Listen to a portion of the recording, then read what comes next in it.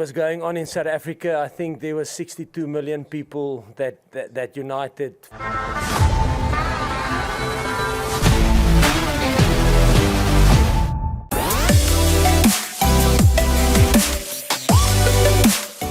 Yeah, thank you everyone, and relief is probably the first word that comes to mind. Relief in the sense, I'll get to our fans now, but relief in the sense of the special group of players that we have.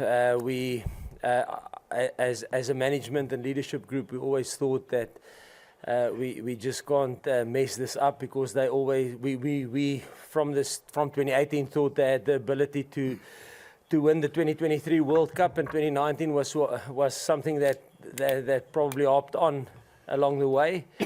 But in saying that, so I'm relieved for the players. They deserve that, and they were good enough to do that. And then, but this is probably for our fans, for South Africa. I wish I could show you the amount of messages and videos and what was going on in South Africa. I think there was 62 million people that united, from small farming communities opening up showgrounds that people from all walks of life could go in, and the entrance fee was whatever you want to donate, and people bought T-shirts, green T-shirts for everyone. So we felt every single little bit of energy they gave us, and I think in the last 3 games with 3 1-point victories, we needed that, and that drove us. You look back at the call to recall Andre Pollard. It was a decision that elicited a lot of reaction back in South Africa, and through the tournament there have always been questions about goal kicking. You look back at that decision now. How proud are you and the selection group of making that decision, despite its unpopularity, despite the lack of foresight at the time, and how it's come off in the playoff stages? Yeah, I think when it comes to team selection, I probably have to give credit to the team. And Sia has spoken in our press conference in the build-up to this game. He spoke about it, that, you know, Mani probably deserves it. A guy like Kobus deserves it, if you think what they've done in the quarterfinal and the semi-final. But the one thing that we do have is we have 33 players that's the right players. We're not necessarily always the best players in our positions, but they're the right players. So when we go with a strategy and we explain it, a guy like Kobus accepts it, a guy like Mani accepts it, and they probably deserve to play in this match. But strategically, we had a specific path, and in saying that, I'm not saying we are geniuses. Please don't see it like that. We don't try and be creative and think out of the box and stuff like that. It's just the squad that we have and the depth that we have and how close things are, or the players are, that gives us the opportunity to maybe go a little bit different than normal. It's not genius. It's just, listen, the players that we have has got the ability to give us different tactical viewpoints, if I can put it like that.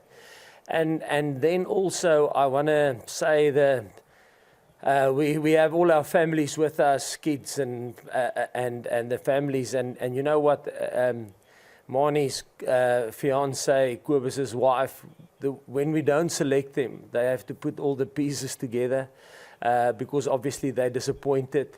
But yes, I must say, within 2 or 3 hours, they just accept their role, and their role is then they're not going to play on the weekend. But Mani was the best Richie Mo'unga he could have been. He tested us, he studied him, his mannerisms. A guy like Kobus studied Aaron, his mannerisms, things that he does. So, I mean, and that's probably the strength of the group, is that there's 33 players that understand their roles and they don't have egos, and they buy into it, yeah.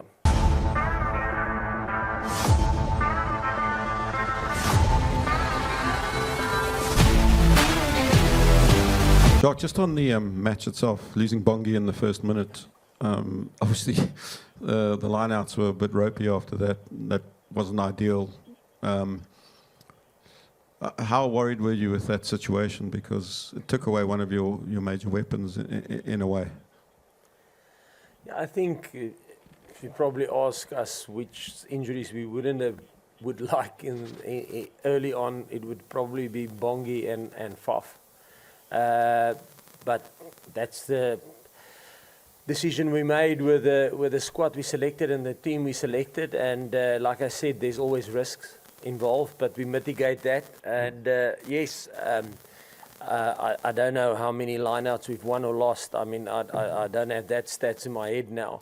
But what Dion Fourie, like, let's say there's, I don't even think there were, but let's say there's 16 lineouts in the game. There's 120, 30 rucks, 15, 20 tackles that he makes. So sometimes the lineouts he loses, he makes up for it in other areas of the field, you know. And I thought, well done to him. I mean, he's, I don't know what his age is, 38, 37, something like that. And to put in a shift like that is special. So, but always knew, I've coached Dion since he was 20 years old, so always knew he had that dog in him. Just wondering, what do you say coach to Ian Foster after a game like that? A coach who's obviously, you know, been through a bit over the past couple of years, and you know his time ends with the All Blacks now after a World Cup final loss for them. You know, coach to coach, what do you say to Ian Foster after that? Yes, he's actually. I don't know a lot of coaches, to be honest. None actually, except him. Probably he's the only guy that I ever have conversations with. So that probably speaks the kind of person he is, you know. Before the game that we played in the warm-up game at Twickenham, myself, we had a cocktail function the night before the game, or maybe 2 nights before the game, I can't remember, but myself and my wife and him was chatting away for 40 minutes about just life, you know, about his daughters, his family. So, yes, I'm happy for us, but my heart breaks for him because I know what it feels like. And yeah, he's an exceptional human being and an unbelievable coach. You know, he was written off numerous times, him and his squad. But like the All Blacks, the quality team they find a way. You know, I think if you look at, I mentioned it in the week. I think if you look at sports teams in the world, and I'm saying all of them, sailing, motorsport, Formula One, I think they're probably one of the most successful sporting teams there's ever been. So yeah, they're quality outfit, and he was the leader of that. So he's a quality individual. Jacques, Pieter-Steph du Toit made 28 tackles in the final. Just your thoughts on his performance, please. Yeah, he was phenomenal. Yeah, no. Yeah, he I don't know, because defense is my department. So no, he was exceptional. But I must say, he was in the last couple of games. He wanted it desperately. Not only him, everyone wanted it desperately.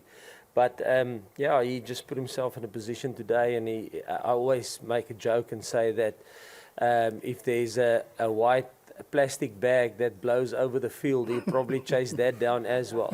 So that is him, the Malmesbury missile, and he was that tonight. He was a machine. Thank you. Thank you, Jacques. Thank you, Sia. Thank you, ladies and gentlemen. Thank you, everyone. Thank you. Thank you, Jacques. Thank you, Sia. Thank you, ladies and gentlemen. Thank you, everyone.